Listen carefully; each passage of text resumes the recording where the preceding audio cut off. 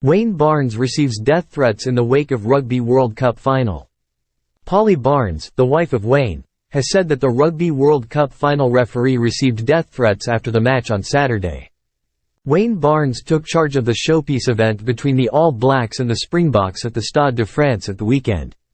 South Africa ended up lifting the Webb Ellis Cup for a fourth time with a 12-11 triumph over New Zealand.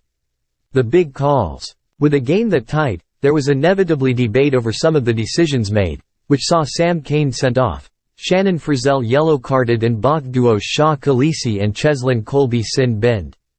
It was a tough match to referee, but the consensus was that Barnes, who was officiating in his fifth World Cup, produced a good display fitting of the final.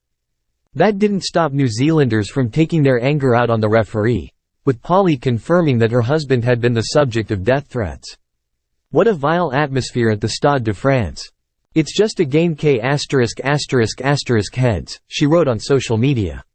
See y'all later Rugby World Cup. Won't miss you, or the death threats. There has been a concerning increase in this type of behavior, with Springbok Cobus Reinik recently the victim of such abuse. With the advent of social media, more and more people feel compelled to take their grievances out on sports stars and match officials. Reinik received a death threat from a French fan after South Africa defeated Les Blues in the World Cup quarterfinal, while another message also appeared to target his son.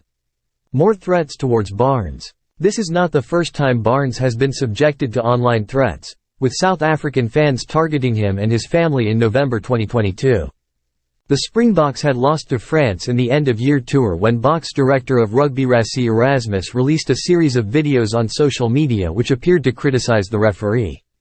The match official revealed to The Good, The Bad and the Rugby podcast in December 2022 what followed in the aftermath of the game. Criticism on social media quickly becomes abuse, the 44-year-old said at the time. That is the world we live in.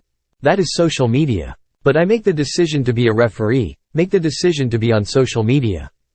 Polly, my wife, doesn't make the decision to be a referee. On the Saturday night, there started to be some direct abuse at Polly. Then, the following 2 or 3 days, there was direct abuse to Polly, threats of sexual violence and threats against the kids.